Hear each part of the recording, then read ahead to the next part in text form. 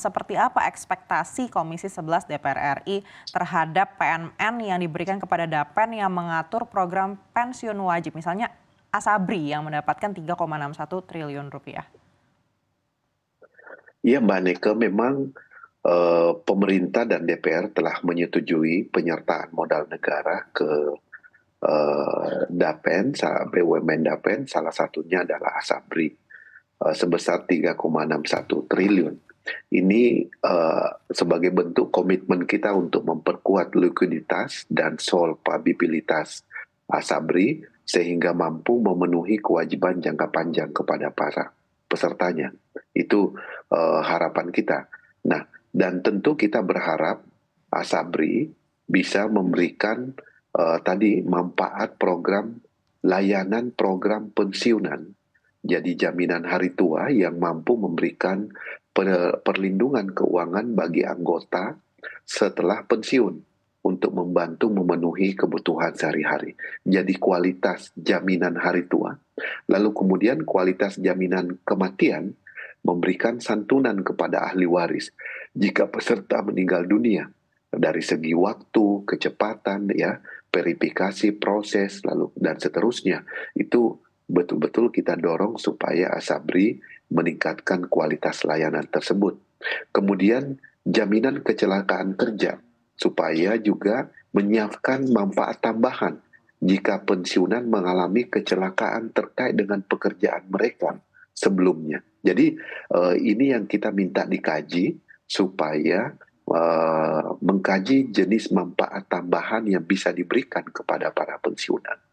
Kemudian jaminan pensiun juga kita harapkan ada memberikan pembayaran bulanan setelah pensiun kepada para pensiun dari dinas aktif tersebut. Jadi ini yang sirkulasi pembayarannya yang kita dorong Mbak Nike, supaya karena dengan usia yang semakin rentang tentunya kalau paymentnya itu dilakukan secara per bulan, itu juga jauh lebih terasa manfaat dalam kehidupan sehari-hari. Nah, begitu juga untuk Taspen, Mbak Aneke, kita juga tentu ingin supaya pembayaran pensiunan, pensiun bulanan yang membantu memenuhi kebutuhan hidup pensiunan. Nah, itu yang kita dorong supaya kualitas layanannya juga ditingkatkan. Kemudian jaminan kematian juga demikian, verifikasi, kecepatan, dan seterusnya. Kemudian jaminan hari tua yang tidak kalah penting berkaitan dengan tabungan hari tua. Jadi manfaat keuangan sebagai tabungan hari tua. Kemudian manfaat kesehatan itu terus terang kita ingin ada tambahan sebetulnya, ya, tambahan semacam asuransi tambahan. Nah, ini yang kita belum dapatkan skemanya supaya manfaat kesehatan yang dimiliki di para pensiun Taspen juga mendapatkan kebijakan yang baru. Nah, ini yang kita belum dapatkan update-nya dari Taspen tentang hal tersebut. Mudah-mudahan ke depannya bisa segera di-announce ke publik sehingga bisa dirasakan manfaatnya. Begitu Mbak Aneka. Baik, Kang Samad, kita tahu ketika belum terlalu banyak kasus yang akhirnya mencuat ke masyarakat ini, untuk minat peserta baru Dapen pertumbuhannya tidak terlalu signifikan begitu. Dan sekarang setelah banyak kasus ini beredar di masyarakat, seperti apa ekspektasi DPR terhadap pertumbuhan peserta Dapen ke depan dan upaya apa yang mungkin dilakukan untuk mengembalikan lagi citra Dapen yang saat ini sedikit buruk? Mbak Neke, memang peserta Dapen ini di Indonesia termasuk kategori minim ya. Dengan jumlah peserta program pensiun wajib itu hanya 23,01 juta orang. Dan peserta program pensiun sukarela hanya 5,29 juta. Jadi ini perlu upaya-upaya dari pemerintah untuk meningkatkan kesadaran dan partisipasi masyarakat dalam program pensiun ini.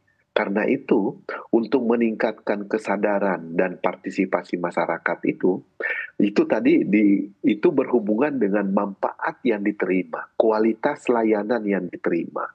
Pelayanan di semua daerah baik di Asabri, di Taspen, dan pengelolaan dana pensiun lainnya, betul-betul bisa dijaga standar operation prosedur layanannya, sehingga kualitasnya yang dirasakan oleh para pensiunan bisa terdelivery, sehingga itu kemudian menjadi bagian daripada marketing secara tidak langsung untuk mengedukasi dan meningkatkan kesadaran, sehingga partisipasi masyarakat dalam program pensiun melalui dana pensiun ini bisa ditingkatkan, karena potensi kita sangat besar, Anik, tapi belum optimal.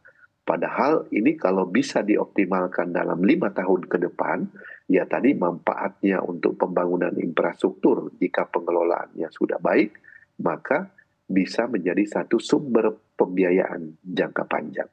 Itu Mbak Anika.